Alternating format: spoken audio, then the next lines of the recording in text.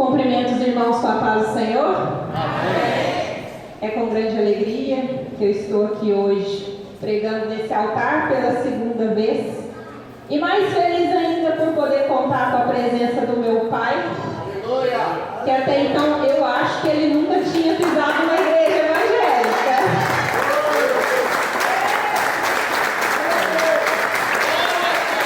Mas você já viu aquele ditado que quando um filho pede, o pai atende? Pois é. Pai, fica de pé, deixa o pessoal te conhecer. Você sempre me vem com a minha mãe, pequenininha, e pergunta por que eu sou tão grande. Olha o tamanho do homem, ó. Fica à vontade, tá? E aquele ao lado dele é meu irmão, Serginho. Glória a Deus. Amém? Glória a Deus. Pessoal, estou muito feliz de estar aqui hoje. Conto com a paciência de vocês, primeiramente. Paciência por quê? Eu tenho recusado alguns convites de pregar nos últimos dias e meses, porque eu tenho andado meio travada da coluna. Eu tenho um desgaste da coluna irreversível. E quando ela inflama, eu fico pendurada por um lado só. Há quem diga que eu estou dando seta para a direita. Há quem diga que eu estou com o chassi empenado. Há quem diga que eu preciso de um martelinho de ouro. Mas independente do diagnóstico mecânico que me dão, eu fiz um combinado com o Senhor hoje. Eu só saio daqui desse altar depois que eu entregar aquilo que o Senhor colocou no meu coração. Amém? Nem que para isso eu tenho que pregar sentada, arrastada, mas eu vou falar aquilo que o Senhor colocou no meu coração. Amém? Então eu convido os irmãos a abrirem a Bíblia no livro de Mateus, capítulo 2. Glória a Deus. Desculpa, Mateus, capítulo 1. Mateus, capítulo 1, versículo 18. E o tema da mensagem de hoje é tomando a força do Pai. Aleluia. Repitam comigo, tomando a força do Pai. No 3, hein? 1, 2, 3. Tomando a força do Pai. Porque é dessa forma que vocês vão sair daqui nesta noite, revestidos da presença do Pai do céu, mas também da força do Pai da terra. Amém?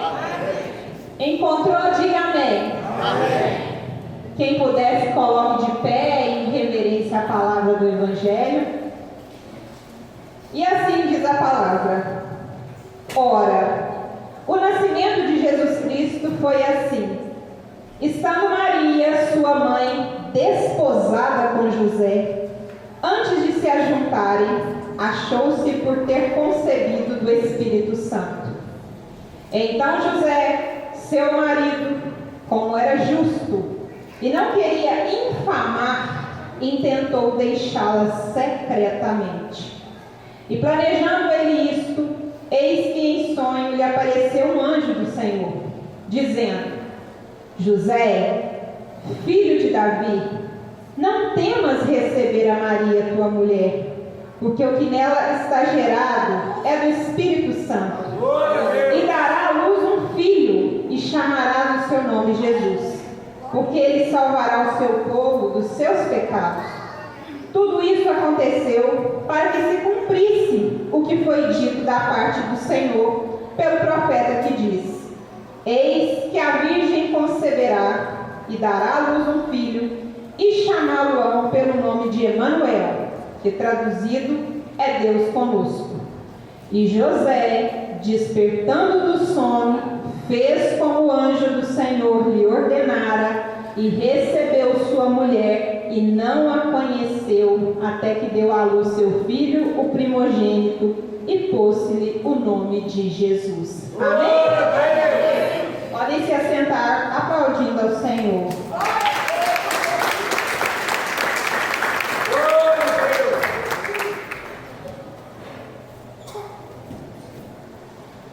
Eu confesso para vocês que eu estou aqui hoje falando dessa mensagem no Dia dos Pais, de atrevimento e ousadia. Eu fiz esse pedido ao pastor Wellington. Falei para ele, quem vai pregar no culto de Dia dos Pais? Ele falou, eu. Eu falei, se não for atrapalhar a igreja, a organização, eu gostaria de ministrar uma palavra. E aí ele me perguntou, qual seria o tema? Falei, tomando a força do Pai. E de cara ele já questionou, isso está certo? Tomando a força do Pai? Eu falei, sim, está. E lá na hora você vai entender o porquê. Ok. E por que eu quis estar aqui hoje, especificamente na data de Dia dos Pais, para trazer esta mensagem para a igreja? Porque ela começou a me incomodar desde sexta-feira à noite, no momento em que eu estava na minha casa. Eu estava nos meus afazeres e quis comprar um presente para o meu pai. Falei, vou à loja. E normalmente as lojas funcionam até no sábado, por volta de 1h, meio-dia. Falei, eu já vou comprar na sexta-feira, porque véspera de festividade as lojas ficam cheias. Eu falei, eu não quero enfrentar fila. Porque Dia das Mães, eu me lembro que eu fui à loja, eu tive que esperar o pessoal sair para que eu pudesse entrar, de tanta muvuca que estava nas lojas. Falei, eu vou na sexta-feira à noite, vai embora, possa estar cheio, mas não vai estar como esperado. Eu saí de casa às 18 horas. A loja que eu queria ir fechava às 18h30. Eu já imaginava que eu fosse encontrar algum tumultozinho, mas falei, melhor hoje do que amanhã. Mas, para minha surpresa, quando eu chego na porta da loja 6h10, que eu olho para dentro da loja, não tinha ninguém lá, só as vendedoras. Eu já achei aquilo estranho. Eu falei assim, o que será que está acontecendo? E eu entrei e perguntei. Eu falei assim, como é que está a questão do Dia dos Pais? Ela falou, nossa, tranquilo demais. É mesmo? Mas por quê? Nossa, dá até pra gente almoçar. Eu falei, sério? Ela falou assim, não, Dia dos Pais eu não compro presente não. Quando vem aqui ainda fala assim, não, tá merecendo não. Falei, sério? Eu falei, sério? Hoje a gente tá aqui, ó, vendo mosquito, não viu ninguém. Aí eu já comecei a me sentir incomodada. Por quê? Enquanto uma psicóloga, se tem uma coisa que eu questiono muito com os meus clientes no consultório, a psicologia sistêmica defende muito essa teoria de que todo filho é 50% do pai, 50% da mãe. Não existe essa de que o filho é mais da mãe ou é mais do pai, é meio a meio. Mas a gente percebe que culturalmente as pessoas foram crescendo com essa ideia de que parece que o filho é só da mãe. Tanto é que quando as pessoas estão com raiva na rua, já viu aquele palavrão que o pessoal costuma falar? Filho de quem? É da mãe, nunca é do pai. E se a gente for pensar até mesmo aqui na questão do próprio nascimento de Jesus, onde a palavra nos fala que devemos ter um coração semelhante ao de quem? Jesus. Ter uma trajetória parecida à de Jesus. Mas se a gente for pensar quem foram os pais dele, se você olhar na própria palavra do Evangelho aqui na Bíblia, o pai adotivo de Jesus, ele é citado em apenas 4 capítulos. Só que eu preciso te contar uma coisa, esses 4 capítulos dos quais José está presente aqui na Bíblia, fala da força que esse homem tem. Fala quem que esse homem veio, e aí mostra também da sabedoria de Deus. Porque Deus, que sabe de todas as coisas, no momento em que o Espírito Santo concebe a Virgem Maria, o que a palavra aqui nos fala? Que Maria estava desposada. Olha aí o primeiro versículo que nós lemos hoje. Ela estava desposada. O que essa palavra significa? Se você jogar no Google ou se olhar no dicionário, desposada diz de noiva. Porém, essa palavra desposada, ela vem do hebraico, que significa erusa. E o que essa palavra do judaico vem nos dizer? Que essa palavra desposada vai de um noivado. Naquela época do nascimento de Jesus, uma mulher que estava desposada, para além de noiva, ela já estava casada. O casamento naquela época ele tinha 3 fases, eu não sei se vocês sabem disso, mas no momento em que você ficava noiva, você já estava casada. Só que você estava casada, mas ainda não vivia com esse marido, você não tinha relação sexual com esse marido, porque a primeira fase era o noivado, posteriormente vinha o casamento e depois a festividade. Então esse percurso normalmente durava 1 ano. E diz a palavra aqui, no primeiro versículo que nós lemos, que Maria estava o quê? Desposada. E no momento em que ela está desposada, a palavra já nos mostra que naquela época, se estava noiva, se o marido não tinha intimidade com aquela esposa, imagina o escândalo que seria uma mulher aparecer grávida. Grávida daquele marido. Agora imagine só aparecer grávida de alguém que não é o próprio companheiro. Então, de acordo com as escrituras, de acordo com a lei de Moisés daquela época, daquele povo, uma mulher que aparecesse grávida estando noiva, o marido poderia tomar 2 posturas. Você sabe quais são? Ele poderia entregar essa esposa publicamente, falando do que aconteceu, ela iria a júri público, e sendo comprovado ali que houve o ato, ela poderia ser morta apedrejada. E ele tinha também uma segunda opção. Ele poderia deixá-la secretamente, mas à medida que a barriga fosse crescendo, aquele filho nascesse, embora a vida dela e do filho fossem preservadas, aquilo ali era uma calúnia social. Ninguém mais iria querer se relacionar com aquela mulher porque ela estava difamada. Uma mulher que traiu o marido e que ninguém quis. Então José, se vocês olharem no segundo verso aqui, onde nós lemos na mensagem de hoje, diz que ele era um homem justo. Olha isso, presta atenção, um homem justo. Ele podendo escolher entre essas 2 opções, ele escolhe deixá-la ao invés de colocar a público e que ela viesse a ser apedrejada. Só que aí, no momento em que ele toma essa decisão, quem é que vem falar com ele? O anjo do Senhor. E fala com ele: acompanha essa mulher, porque quem está no ventre dela é o próprio Jesus, e conta para ele qual que é a missão daquela criança que ela carrega no ventre. E a partir daquele momento, José dá um sim para Maria, um sim para aquele filho que ela carrega no ventre, e ele fala: eu vou te assumir com essa criança, mesmo eu não sendo um pai legítimo, mas com uma função de pai adotivo. O Senhor me confiou essa função e eu estou aqui, sabe para quê? Eu fui descobrir isso hoje lendo a palavra. Na psicologia, a gente fala que pai e mãe têm funções diferentes na vida de um filho. O pai tem a função de passar segurança para o filho. A mãe passa afeto. Guardem isso. Mãe passa o que para filho? E pai? Tanto é assim, eu achava que eu estava arrasando na psicologia por descobrir esse termo, mas já estava escrito aqui na Bíblia. Por que estava escrito aqui na Bíblia? Pai passa segurança, porque o anjo, o Espírito Santo concedeu a quem? Maria.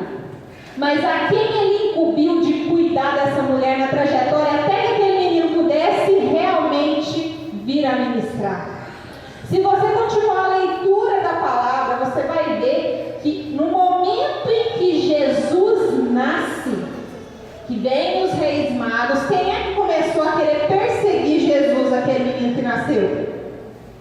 Quem? Herodes. E aí quem é que aparece naquele momento novamente e dá o comando para que ele saia dali com a para Maria? Para quem?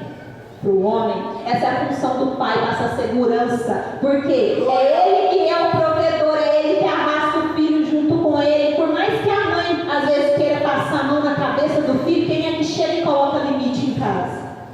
É o pai. Pelo menos deveria. Só que hoje, o que tem acontecido? A mulherada se sentir muito empoderada, autossuficiente, o que vocês têm tirado dos homens? A função paternal.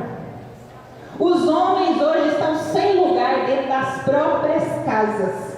Os pais hoje já não sabem mais o que é ser pai. Se você olhar para a trajetória de Jesus, olha a sabedoria de Deus na criação da humanidade. Ele precisava de José para alguma coisa? Precisava não, ele já tinha escolhido quem seria Jesus, no ventre de quem que ele iria nascer. Mas ele falou assim: eu não vou dar esse poder todo para a mulher, não, porque ela precisa de um homem junto com ela, para que assim tenha segurança para criar essa criança. E por 2 vezes o anjo apareceu, e apareceu para quem?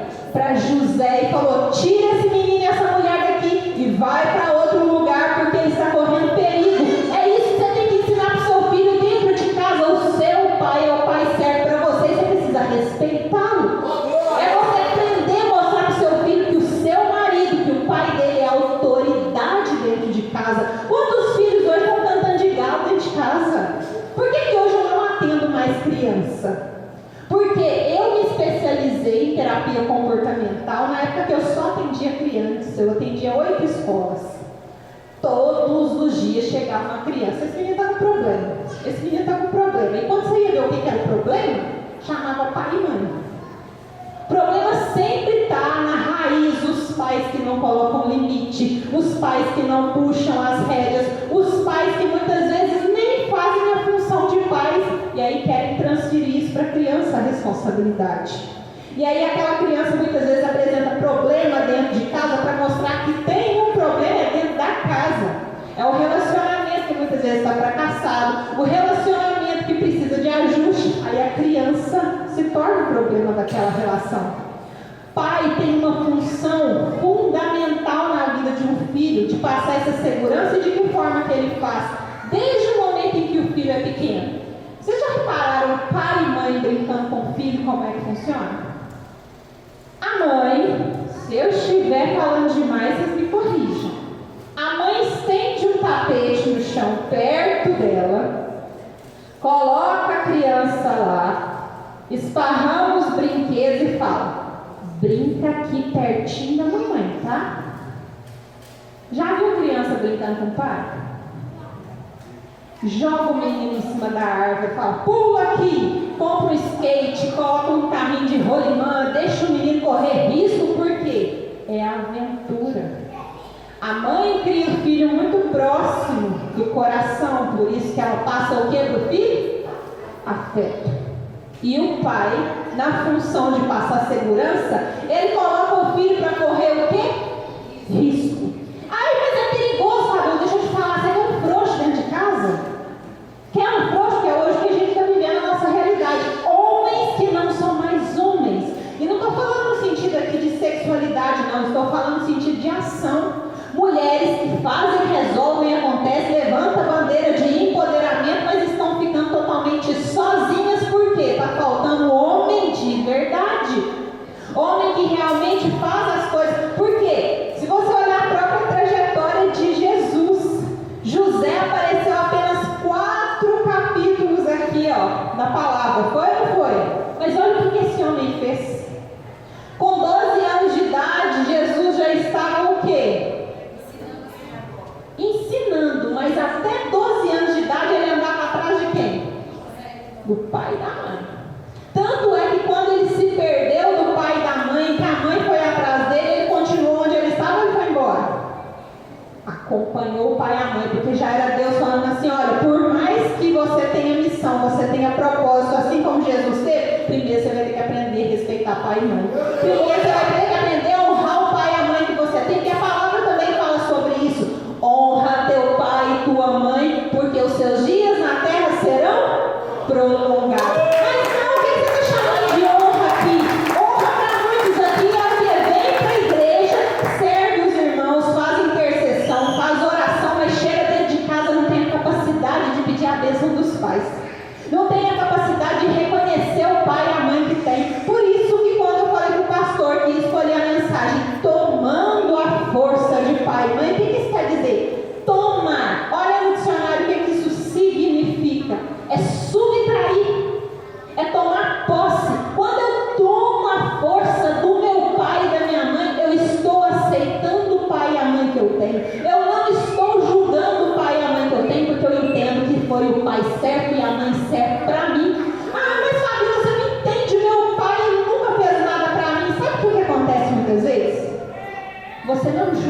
pai.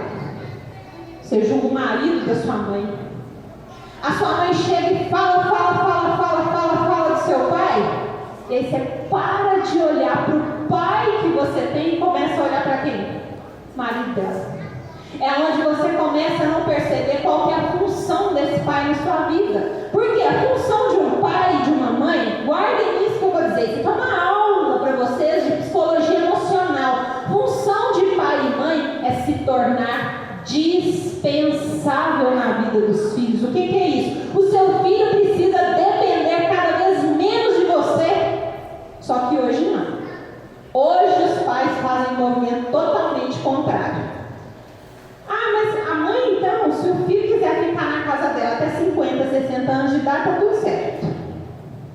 Ela ainda faz o quê? Na hora que ele está na adolescência, compra uma cama de casal, coloca no quarto do filho para ele ficar mais confortável com a namorada. É o que a gente vê na realidade. Só que casa de pai e mãe, deixa eu te falar, tem que ser um lugar desconfortável para o filho, sabe por quê? Para ele sair de lá, para ele virar gente, virar homem e criar, construir a própria família dele. A palavra mesmo já nos fala disso. É preciso que abandone o quê?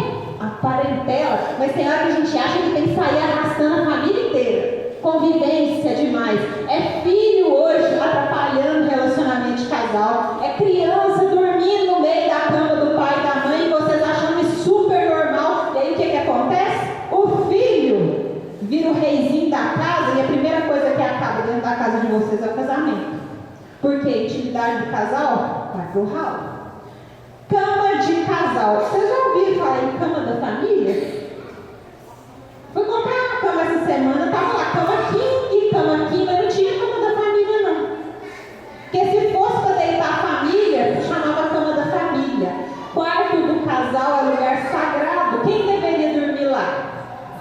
Não, mas hoje vai todo mundo. Tenho clientes no consultório que os filhos ficam na cama e o casal, quando vai namorar, vai para onde? Quarto dos filhos.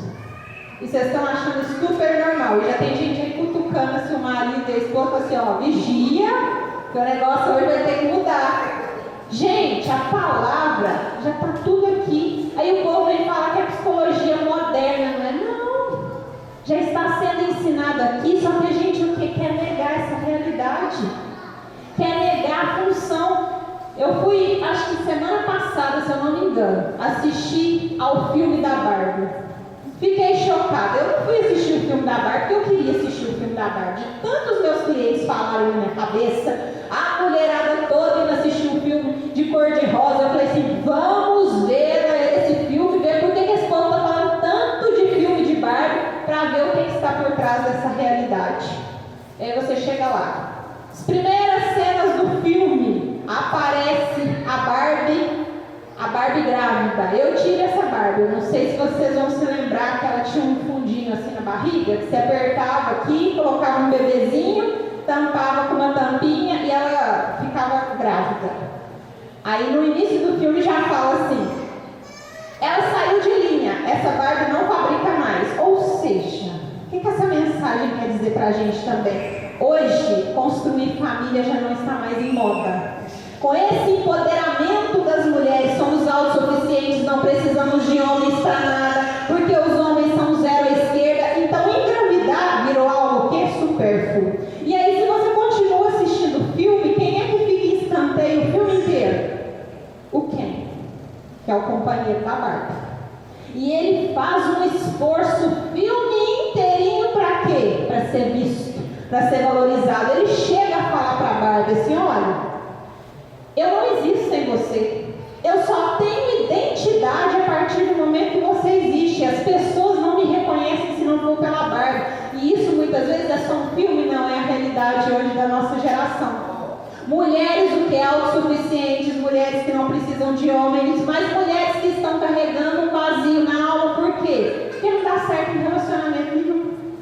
A palavra, se a gente for lá em Gênesis, já fala sobre isso. Então Deus criou o homem e vendo que não era bom que ele ficasse o quê? Só. E aí ele cria o quê? Uma adjuntora para caminhar junto. Mas hoje os casais dentro de casa estão o quê? Disputando. Quem é que sabe mais, quem ganha mais, quem educa educa melhor. Mulheres hoje com termos nas redes sociais que elas já não se identificam mais como mães. Você já viu aquele termo pães? Mãe e pai. Ela faz as duas funções. Então ela fala, não sou mais mãe, eu sou pai. Porque eu faço as duas coisas, eu não preciso desse homem. E aí vocês acham que estão abafando muitas vezes. Nós, a mulherada, fala, eu crio meu filho sozinho. E aí sabe o que acontece com esse filho que é criado sozinho com a mãe? Ele fala assim, a minha mãe não precisa de um homem. Então o homem não tem força. Ele cresce só com essa presença do feminino junto com ele. Sabe o que vai começar a acontecer com esse filho? Problema nos relacionamentos. Porque ele sempre vai buscar por uma mulher parecida com quem? Com a mãe dele. E ele vai encontrar? Não vai, porque quem vai amar um filho igual a mãe, gente? Não tem. É a hora que começa aquela cobrança excessiva no relacionamento. E aí vai, você não coloca comida no prato para mim. Você não traz a toalha para mim. Quem é que faz isso pra gente? Mãe. É onde as funções nos relacionamentos vão ficando totalmente invertidas. Os homens já não acham mais lugar. Isso desde a gestação. Pare e pensa, mulherada, o que é gestar? A mãe, ela começa a sentir o bebê desde o momento em que ela descobre a gravidez. É uma relação muito íntima entre ela e o bebê. O pai, quando é que ele conhece o filho? Lá que nasce. E a mãe quer que ele tenha um amor sobrenatural, assim como ela sentia até os batimentos dessa criança. Só que aí quando nasce, ao invés dela inserir esse pai no processo, o que ela faz? Deixa que eu cuido. Você não sabe fazer. Você não sabe trocar fralda. Você não sabe dar mamadeira. Você não sabe isso, você não sabe aquilo. E com isso, o pai vai ficando cada vez mais o quê? Distante, a chegar ao ponto que ele não consegue se reconhecer mais naquele lugar, naquela família. E aí vira um casal. Quem que é o casal? A mãe e o filho. Aonde está a mãe, está o filho. Está faltando quem? O pai. E aí a gente perde a potência de um pai, a função de um pai. Se nós soubéssemos a importância que tem, inseríamos esse pai no processo dos filhos todos os dias. Filhos criados com pai e mãe, estou falando de casal que tem que estar junto, porque às vezes são separados e conseguem exercer a função perfeitamente. Só que o problema é que muitas vezes separa e acha que o filho é responsabilidade da mãe, ou que é só responsabilidade do pai. Deixa eu te falar uma coisa, você continua sendo pai independente da função e do lugar onde você está. Você é referência para o seu filho. O primeiro amor de uma menina é o pai. É a hora que ela olha para o pai e ela fala assim, esse é o grande homem. Meu pai que está aqui presente sabe que eu não estou mentindo sobre isso. Ele conta que quando pequeno, ele andava de moto, tinha que amarrar uma fitinha entre eu e ele para eu não cair da moto. Mas aonde ele estava? Eu estava atrás. E aí o que ele faz no momento em que a Fabiola cresce um pouquinho? Lembra? O pai coloca o filho para correr o quê? Risco. Eu me lembro até hoje, eu com 12 anos de idade, meu pai chegou no meu quarto e falou assim, calça seu tênis. Falei, pra quê? Nós vamos andar de moto. Falei, mas não precisa não. Eu preciso porque hoje eu sei que vai pilotar. Falei, o quê? Sério? Sério? Mas não conta pra quem? Sua mãe. Porque a mãe, no instinto protetor, minha mãe ia permitir? Não ia.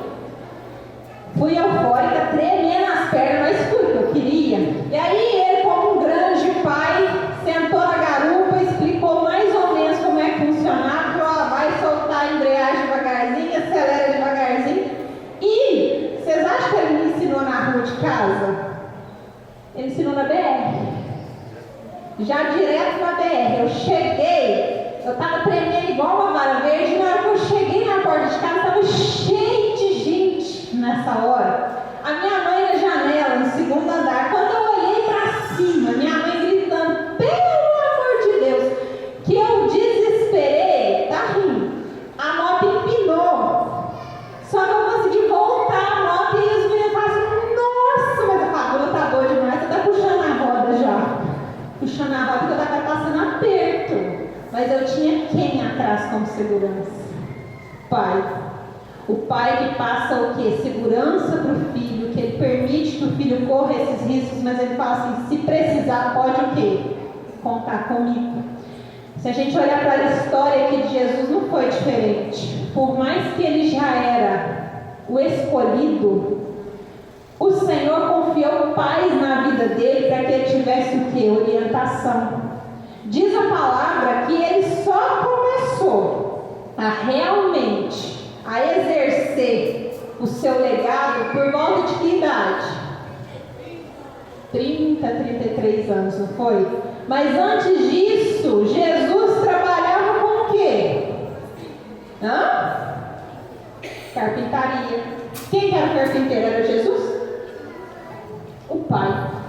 Será que ele aprendeu com quem? Ou seja, os nossos pais são espelhos e referências para a gente. São eles que nos fazem seguir a caminhada para a gente olhar com orgulho. Só que muitas vezes você, mãe que está aqui me ouvindo nesse momento, nem permite que o seu marido, que o seu companheiro assuma a função de pai na vida do seu filho. Você ensinou para o seu filho a olhar para o seu marido, pelos traumas que você vive com ele, pelas dores que você vive nessa relação, e aí você acaba jogando isso para esse filho, e ele não consegue mais olhar para o pai que ele tem, porque ele está projetando nesse pai a figura do esposo, do marido, da mãe. Eu me lembro, não sei se meu pai vai lembrar disso também. Hoje essa pessoa que está aqui pregando o evangelho, sai o mundo inteiro pregando em tudo quanto é lugar. Vocês acham que isso aqui começou a partir da minha conversão? Não. É um termo que eu não aceito, eu brigo com todo mundo quando eles me chamam de nova convertida, que eu não sou mesmo.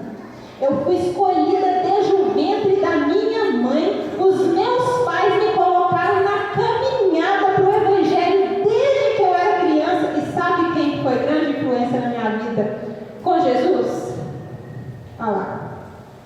Todas as noites, este homem que aqui está, ia no meu quarto, estendia a cama, colocava o cobertor na diagonal, falava, agora nós vamos fazer uma oração. Aí tinha oração toda noite. Depois da oração tinha uma história. E todo sábado, aqui na igreja evangélica, a gente chama de escolinha dominical, mas na igreja católica é o catecismo. Todo sábado a criança, ela quer o quê? Descansar, porque tem escola. Aí tinha o que no sábado? Catecismo. Aí o que meu pai fazia brilhantemente? Ele não acordava a gente para ir para o catecismo, eu e minha irmã. Ele saía lá da cozinha com a tampa de panela, a tampa com a colher, e saía batendo nessa tampa, hora de levantar, porque está na hora de ir para o catecismo. Ele fazia aquilo com muita sabedoria, porque aquilo se tornava uma brincadeira, e a gente já esperava aquela fanfarra no sábado. Tinha dia que a gente já estava acordado, mas a gente levantava? Não. Continuava deitadinho na cama e falava assim, lá vem ele com a tampa da panela, e quando ele soltava o cachorro junto, e o cachorro pulava em cima das tampas e ele batendo na tampa da panela. E assim foi até a gente crescer. Ele não desistiu não. No momento em que acabou o catecismo, tinha uma sequência que você continuava depois que você era jovem. Era tipo um grupo de jovens que vocês vão. Mas não é possível, achei que eu ia ficar livre agora desse negócio de igreja. Não, vai. E assim, ele cumpriu perfeitamente o legado dele. E não só na área espiritual, mas também emocional. Ele, sem ter estudo, mas ele tinha o quê? A sabedoria que vinha de quem? De Deus, que ele falava assim, eu vou preparar vocês, minhas filhas, para o mundo. De que forma que ele preparava? Eu me lembro que com uns 17 anos de idade, todas as amigas podiam sair depois da missa e podiam encontrar num barzinho que tinha no centro da cidade, sentava todo mundo lá e ficava conversando. E eu sempre pedia meu pai para ir também. Ele falava, você não vai? Pai, mas todo mundo vai. Você não vai? Pai, mas eu queria ir, todo mundo vai. Eu falei assim, não, se eu puder ir, você vai, senão você não vai. Eu falei assim, meu, que vergonha, todo mundo lá, na rodinha de adolescente, eu vou chegar lá com meu pai, vocês acreditam que ele ia? Ele ia, parava a moto lá, ficava sentado lá no meio da praça e eu naquela vergonha, porque todo mundo lá desacompanhado e a Fabiola lá o quê? Com o pai dela. E ele falou assim, o dia que você fizer 18 anos de idade, você vai para onde você quiser, e eu não falo mais nada. Eu falei assim, vamos ver. E assim foi. Quando eu fiz 18 anos de idade, eu queria ir naquele mesmo lugar. Eu falei, vamos ver se isso vai mudar. Aí eu falei assim, pai, eu posso ir? Ele falou assim, até aqui eu te mostrei o caminho. Daqui para frente é com você, o que você vai fazer não é mais minha responsabilidade. E assim foi. Eu fui nesse lugar 2 vezes. Pergunta se eu quis voltar. Porque eu já sentia que aquilo ali não era um lugar para mim. E eu me lembro que quando eu saía à noite, minha mãe às vezes ele marcava 10 horas, dava um pouco mais do horário, ela falava assim, Fabiola não chegou não. Eu falei que eu não perdia mais nenhuma noite de sono por causa dela. Aquilo que eu tinha para ensinar, eu já ensinei. Agora a cabeça dela é sentença. E a partir disso, a gente carrega, tanto eu e minha irmã. Nós não somos perfeitas, mas nós carregamos um legado que vem de onde? De alguém que investiu, de alguém que não desistiu da função, de alguém que exerce com sabedoria. Então, com essa mensagem aqui hoje, eu não venho só trazer a minha história, eu venho falar da história de vocês também, porque muitos aqui estão questionando assim, mas que sorte a sua que teve esse pai presente, e eu que nem tive pai. Deixa eu te contar, o seu pai às vezes pode ter apenas aparecido na hora da concepção, mas deixa eu te falar, ele foi tão importante como qualquer outro, porque se não fosse esse pai hoje você não estaria aqui. Ele teve a mesma função que o meu pai, que foi totalmente presente, porque cada pai, na história de um filho, ele tem uma função e um processo. Lembra lá de Tamar, no momento em que ela tem o filho e que ela acha que ela não tem que ficar na casa de Sara, ela vai e foge, o que o anjo fala para ela? Volta, que ainda não é hora. E no momento em que nasce o outro filho e que a Sara expulsa ela de casa, a gente olha para o comportamento daquele marido e julga, não julga? Poxa, agora que ele tem um filho totalmente ilegítimo, ele vai expulsar o filho, mas é exatamente no momento em que aquele filho é lançado com a mãe no deserto que o Senhor faz o que ele? Prosperar. Às vezes é a luta que você passa sem pai, é aquele pai que só vem para a concepção, mas é justamente o Senhor que já traçou um processo para você lá atrás e fala assim, eu tenho promessa na sua vida, só que o seu caminho não vai ser o mesmo caminho do seu vizinho. Às vezes nós ficamos comparando a nossa história com a história de outras pessoas. O Senhor, ele tem um projeto diferente na vida de cada um. Assim como esse pai não foi presente na vida do primeiro, mas chega um momento em que o Senhor pede o sacrifício de qual filho? Isaac. Porque o que estava acontecendo naquela relação? Aquele homem que tinha promessa, um chamado muito grande do Senhor, no momento em que ele tem o filho dele, ele começa a endeusar aquele filho. O filho vira tanto prioridade na vida dele que o Senhor precisa dar uma sacudida nele e fala assim, me dá seu filho. O Senhor queria o sacrifício daquela criança? Não. Mas ele queria dar uma sacudida naquele pai para falar assim, deixa eu te falar, se você continuar nessa relação apegada do jeito que você está, o seu filho não vai ser gente. É o que tem acontecido com muitos pais aqui hoje, com excesso de proteção. Que o filho não pode correr risco, o filho não pode ir para o mundo, porque você acha que ele vai ter com você para contar para o resto da vida.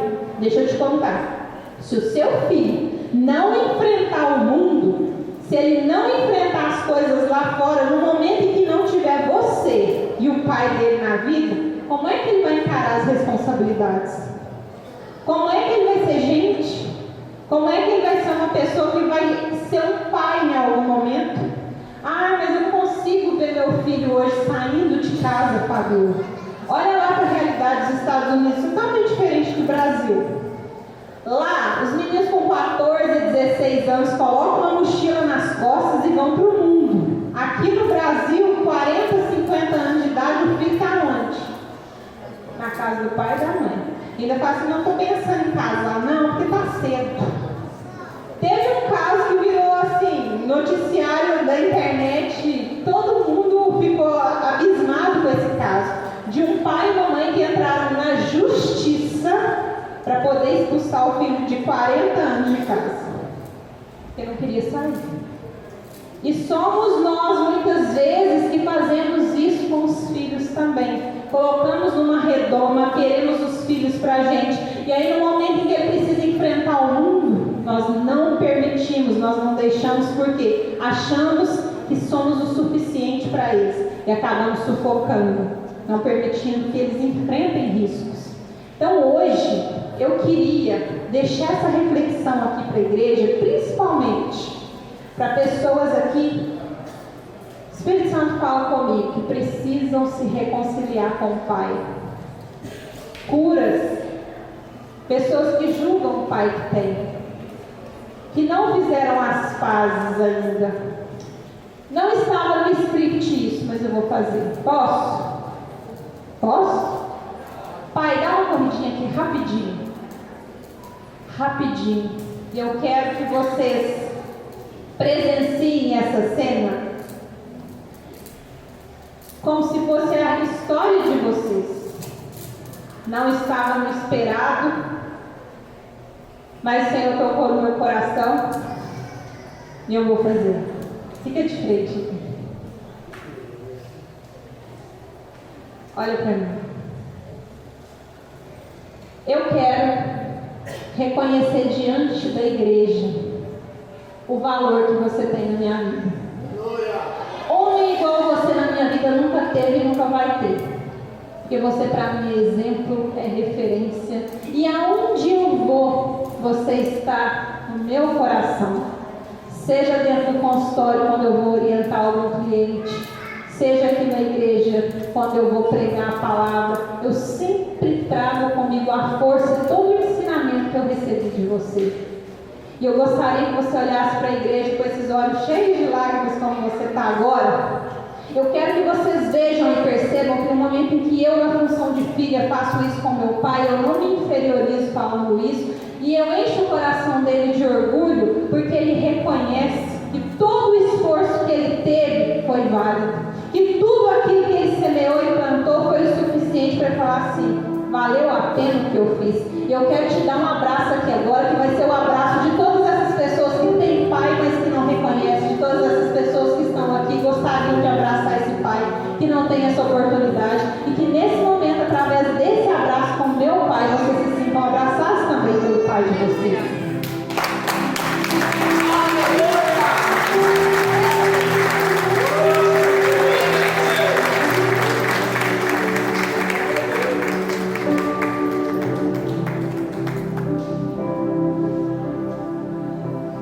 Agora eu quero convidar você que está aqui a ficar de pé.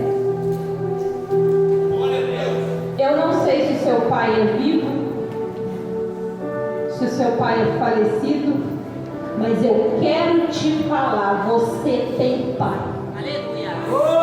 Eu não sei o que o seu pai te fez, eu não sei qual que é a dor que você carrega, se precisa perdoar, o que você precisa fazer em relação a esse pai, mas nessa noite eu quero te ajudar a se reconciliar com ele de alma, para que essa dor não perdure no coração e que você não arraste isso para as relações que você carrega com seu marido, com seu filho, com as pessoas que você convive. O perdão, ele é muito mais importante para quem dá do que para quem recebe, porque ele mostra a nossa evolução espiritual e emocional. E neste momento eu quero que você coloque a mão no seu coração, feche os seus olhos e traga a imagem do seu pai em mente.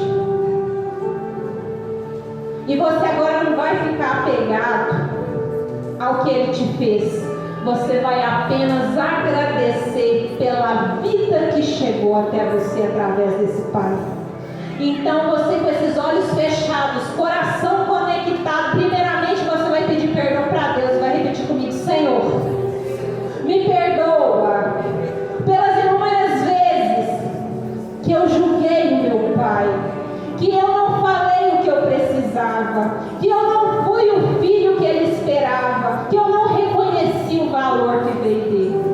Mas hoje eu estou aqui de coração aberto, Senhor, para poder perdoá-lo e também me sentir perdoado de qualquer mágoa, de qualquer conselho